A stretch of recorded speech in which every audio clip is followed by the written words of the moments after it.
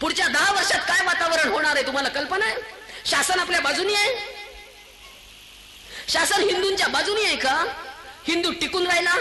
कुणी टिकवायचं? मग कुणी टिकवायचा? कुणालाच काही वाटत नाही काय करणार आहोत. काही वाटत नाही की आपल्या पोरींना आपण कसे वागवतोय. पुण्यामध्ये शिकायला पोरी ठेवल्या, लिव्ह इन रिलेशनशिप मध्ये कारट्या. अनेक पोरी पुरुषांच्या बरोबर 8-8 महिने एकत्र राहतात. अगदी शील चारित्र्य सगळं संपलं आणि नंतर ओरडायचं नुसतं. बलात्कार झाले की आणि अत्याचार झाले की 2 वर्षाच्या बलात्कार झाला ती गोष्ट लांछनास्पद निश्चित आहे. त्याच्यासाठी कडक कायदे झालेच पाहिजे. पण ज्या मुली आचरडासारखे कपडे घालतात, आचरडासारखं वागतात, त्या पोरींवर बलात्कार झाल्यानंतर त्या पोरीच्या कानाखाली एक वाजवायला नको का? काय आई म्हणून जबाबदार कोण आहे? आज आईलाच लाज नाहीये. खरंच सगळ्या आयांनो मी तुम्हाला नावं ठेवते की तुम्हाला रागवते, याचं वाईट वाटून घेऊ नका. वस्तुस्थिती अशी आहे की आज तुम्ही धर्मशिक्षण घरातनं देणं बंद केलेलं आहे. तुम्ही मुलींना सांगत नाही तू कुंकू लाव, तू बांगडी घाल, आपण हिंदू आहोत. तुम्ही शिकवत नाही की आपला धर्म हे सांगतोय. तुम्ही सांगत नाही सत्यवानाची सावित्री, तुम्ही सांगत नाही द्रौपदी, तुम्ही सांगत नाही सीतामाई, तुम्ही सांगत नाही अहिल्या, तुम्ही काही सांगत नाही मुलींना. फक्त एवढंच सांगायचं की तुला इंजिनियर व्हायचंय, तुला डॉक्टर व्हायचंय, तुला ट्युशनला जायचंय, तुला असं करायचंय, पण तुला धर्म पाळायचंय असं मात्र सांगायचं नाही. का बरं? साने गुरुजींशी परवा मी फार भांडले बाबा, फार भांडली. साने गुरुजींशी माझं रोजच भांडण आहे. गुरुजींना मी उठून बसवते, मांडी घालून बसा म्हणते गुरुजी माझ्या बरोबर. मला झोप येत नाही, तुम्ही पण जागा म्हणते.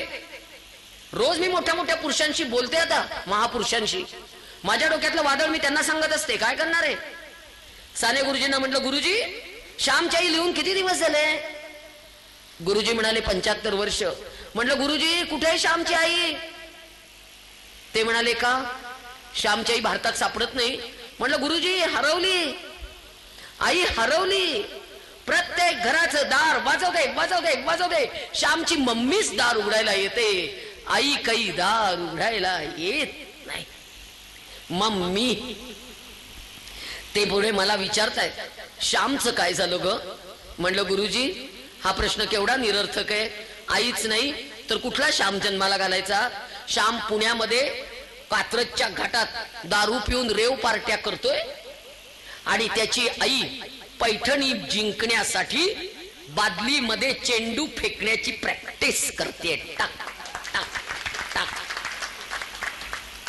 तो परका माणूस घरात शिरतोय, वहिनी पहिल्या रात्री काय केली गंमत? वहिनी ओळख कशी झाली? ही निर्लज्जपणे त्या परक्या पुरुषाला माझ्या नवऱ्याने मला काय काय केलं सांगते. लाज आहे का थोडी तरी? आणि नंतर पैठणी जिंकते आणि नवरा उचलून घेतोय. हे वडील आणि ही आई, कसा टिकवू मी धर्म? कुठल्या धर्माची भाषा शिकवू आता?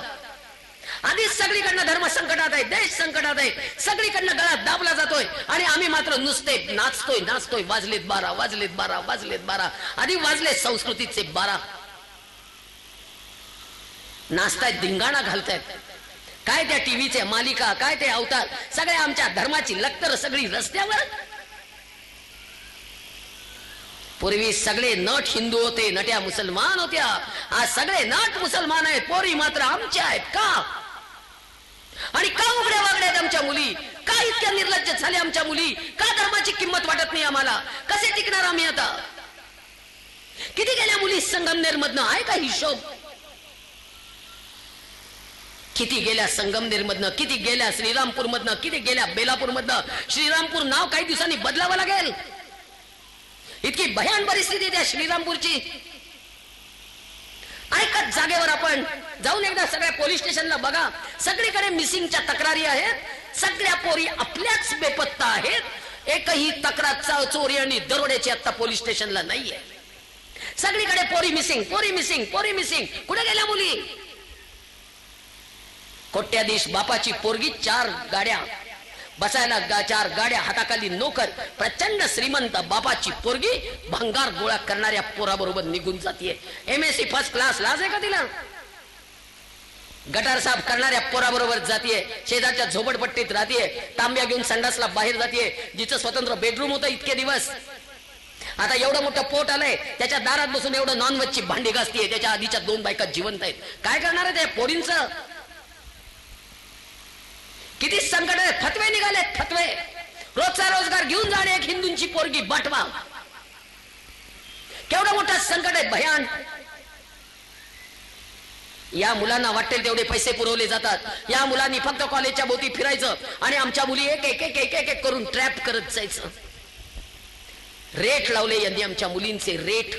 जैन, गुजराती, मारवाडी, माहेश्वरी पोरगी 4.5 लाख रुपये, ब्राह्मण मुलगी 5, शीख मुलगी 6, मराठा मुलगी 4.25, माळी समाज 4, इतर ओबीसी 3.5, 3, 2, 1.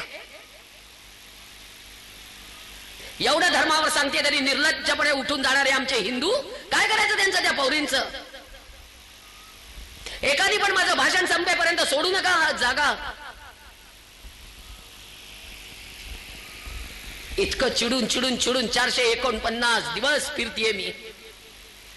अक्षरशः ती आई विचारत होती त्या मुलीला, असं का केलं लेकरा, असं का केलं लेकरा? रडणाऱ्या आईकडे बघून पोरगी सांगते, या बाईला मी ओळखत नाही, हिला मी आयुष्यात कधी बघितलेलं नाही. 25 वर्ष शिकवलंय, 25 वर्ष.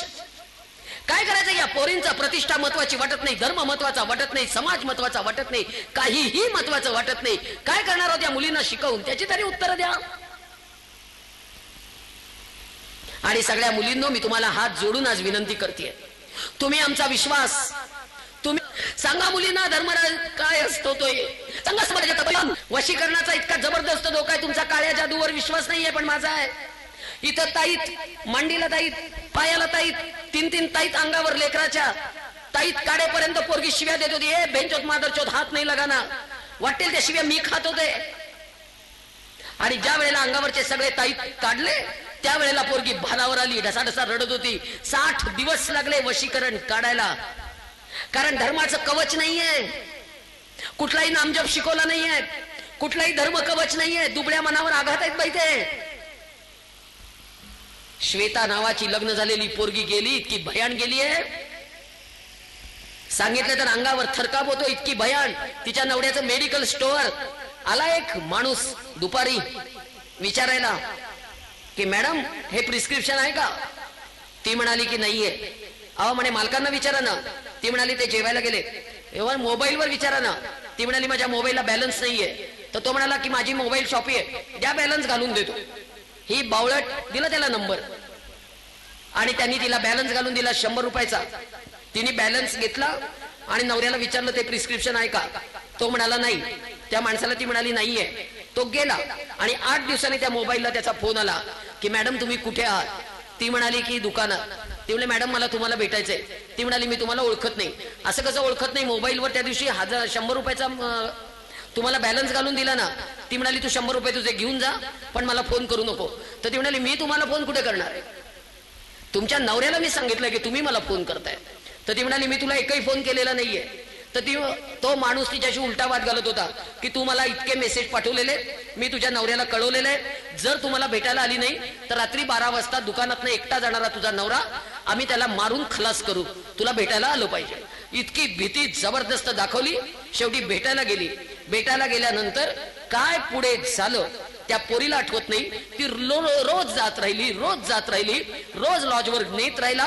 किती मुलांनी तिच्यावर अत्याचार केला तिला सांगता येत नाही. पोरगी वेडी झाली, घरामध्ये अशी वावरायची की अंगावर काहीतरी भूत बीत समोर आहे का. नवरा घाबरला. त्यावेळेला तिला दिवस राहिले. तिच्या लक्षात ते केव्हा आलं? बाळ 6 महिन्याचं झाल्यानंतर आलेलं आहे. इतक्या भयान परिस्थितीत पोरगी शेवटी वडिलांनी बाळणपणाला नेली. बाळणपण झालं. त्यावेळेला डॉक्टरांनी सांगितलं मानसिक रुग्ण झालेली आहे. भविष्यकारांनी सांगितलं की तिच्यावर वशीकरण झालेलं आहे. प्रचंड प्रयत्न केले आणि आत्ता भानावर आलेली आहे. आणि भानावर आल्यानंतर पहिलं काम केलं की हे बाळ माझ्या पोटातलं नवऱ्याचं नाहीये हे तिने ठामपणे सांगितलं. आणि त्यामुळे आता घटस्फोटाला आलेलं प्रकरण आहे. नवऱ्याच्या पाया पडून सांगितलं ही लव जिहादची केस आहे. नवरा मानायला तयार नाहीये. काय करायचं त्या पोरीचं आता? काय करायचं त्या पोराचं? लग्न झालेल्या बायका जर अशा ट्रॅप व्हायला लागल्या आणि फसवायला लागले तर काय करणार आहोत? कसे टिकणार आहोत? धर्माचं कवच निर्माण करा. हे धर्माचं कवच घट्ट निर्माण करा पोरींच्या भोवती. उद्यापासून सकाळी उठल्यावर एक काम करा. पोरगी झोपेतनं उठली, आंघोळ झाली, की करंगळीच्या शेजारच्या बोटाने तिच्या कपाळावर मधोमध इथे कुंकू लावायचं आईने. 70 40 49 93 93 70 40 49 93 आणि माझा घरचा नंबर मुद्दाम देते. हा लागला नाही तर घरी निरोप ठेवा रामतीर्थकरांजवळ. 0-217 260 64 93 260 64 93. मी सोलापूरला राहते. सोलापूरला या. अक्कलकोट तुळजापूरला जायला आला तर नक्की या. घराला कुलूप लावायची पद्धत नाही. घर उघडं असतं. राहणाऱ्याला छान आनंदाने राहता येतं. आणि घराला कुलूप गावाला गेलो तरी लावत नाही, कारण घरात चोरीला जाण्यासारखं काहीही नाही. आणि मला मागे वळून बघायची सवय नाही. ते घर देव सांभाळे. तो सांभाळणारा आहे ना. आपण कशाला कुलूप लावायची असं माझं मत आहे. त्यामुळे कुठेही कुलूप नाही. कुठेही कुलूप लावायची पद्धत नाही. नक्कीच सगळेजण या. तुळजापूरच्या आईचा जागर.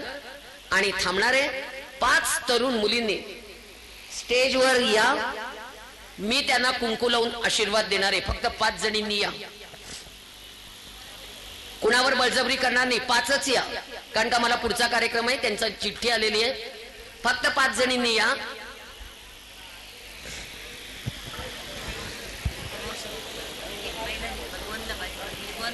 हो या या. फक्त हातात द्या. सर्वांनी शांतता राखायची आणि कोणी उठू नका बरं. कृपया करून सर्वांनी शांतता राखायची आणि आपापल्या जागेवरच बसायचे. मुलींना आशीर्वाद दिल्याशिवाय उठू नका. जय जिजाऊ, जय जिजाऊ, जय जिजाऊ. भीती नाम्हा तुझी मुळी ही गडगडणाऱ्या नभा. जय जिजाऊ. आसमानाच्या सुलतीनाला जबाब देती जिभा. सह्याद्रीचा सिंह गर्जतो शिवशंभू राजा. दरी दरीतून नाद गुंतला महाराष्ट्र देशा. तुळजापूरच्या आईचा जागर. दार उघड, दार उघड आई, दार उघड. धर्म संकटात आहे. दार उघड, दार उघड, दार उघड. एकटीचा आवाज पोचत नाही. 1000 आवाज निर्माण करावे लागते. दार उघड म्हणावं. कोणी उठू नका. मुलींनो आता शांत बसा. चला आता निघते. पुढचा कार्यक्रम आहे. सगळ्यांना धन्यवाद. दोन्ही हात वर करा. यानंतर मुलींना मी हिंदू आहे, हिंदू म्हणून